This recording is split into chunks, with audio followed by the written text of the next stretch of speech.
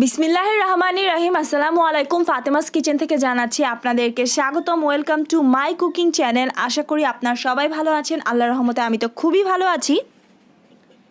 আজকে আমি আপনাদেরকে তৈরি করে দেখাতে যাচ্ছি চুলায় তৈরি বটি কাবাব রেসিপি। তো এই চুলায় তৈরি বটি কাবাব রেসিপিটি আমি সার্ভ করেছি নানের সাথে। আমার চ্যানেলে অলরেডি নানের রেসিপি রয়েছে, আমি উপরে ডানে লিঙ্কটা দিয়ে দিব এবং ডেসক্রিপশন বক্সেও ইনশাআল্লাহ লিঙ্কটা দিয়ে দিব। If you like to my channel, like, share and subscribe to my channel. তো চলুন মূল রেসিপিতে আমরা চলে যাই। হাড় ছাড়া মুরগির বুকের যে মাংসটা রয়েছে সেই মাংসটা আমি কেটে নিয়েছি খুব ভালোভাবে। তারপর এখানে আদা এবং রসুনের গুঁড়ো পাউডার দিয়ে দিচ্ছি।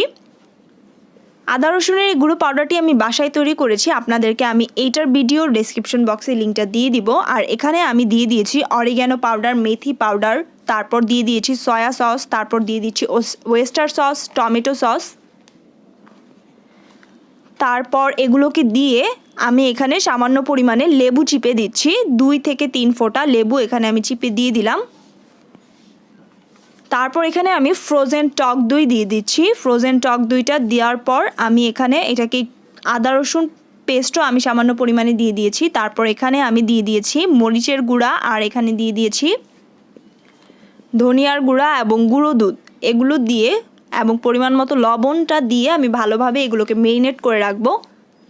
আমার হাতে সময় কম ছিল বলে আমি বেশিক্ষণ মেরিনেট করে রাখতে পারিনি। আপনারা চাইলে আধা ঘন্টা 1 ঘন্টা বাইরে থেকে বেশিও মেরিনেট করে রাখতে পারেন। তারপর এটাকে তেল দিয়ে মাখিয়ে সামান্য সময় রেখে এখন আমি স্টিকের মধ্যে সব কাবাবগুলো ঢুকিয়ে নিচ্ছি। তো এইখানে স্টিকটাকে একটা ট্রিক্স বলে দিচ্ছি, পুড়ে যেতে পারে চুলায় দেওয়ার পর, তাই ঘন্টাখানেক স্টিকটাকে পানির মধ্যে ভিজিয়ে রাখবেন, তাতে করে চুলায় দিলে এটা পুড়ে যাবে না স্টিকটা।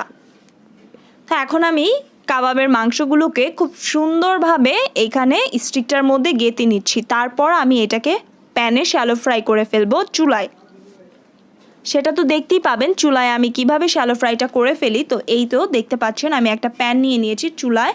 তো সেই প্যানের মধ্যে সামান্য পরিমাণে তেল দিয়ে আমি আমার কাবাবগুলোকে এখানে দিয়ে ঢেকে দিচ্ছি। প্রথমে একটা দিচ্ছি, তারপর বাকিগুলো দিয়ে দিব, দেখতে পারবেন।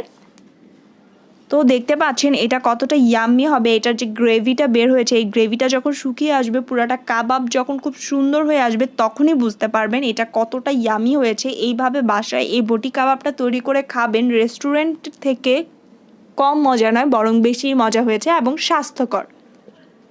তো আমার এই বটি কাবাব রেসিপিটি কিন্তু প্রায় শেষ। এখন আমি আপনাদেরকে এটা সার্ভ করে দেখাবো। আগেও বলেছি আমি নান সহকারে সার্ভ করেছি। তো আমার এই নানের ভিডিওটা আমি আবারও বলছি, আমি লিঙ্কটা দিয়ে দিব। তো ধন্যবাদ দর্শক এতক্ষণ আমার চ্যানেলের সাথেই থাকার জন্য। আমার এই কুকিং চ্যানেলটি যদি ভালো লেগে থাকে, যারা এখনও সাবস্ক্রাইব করেনি তারা অবশ্যই সাবস্ক্রাইব করে ফেলবেন।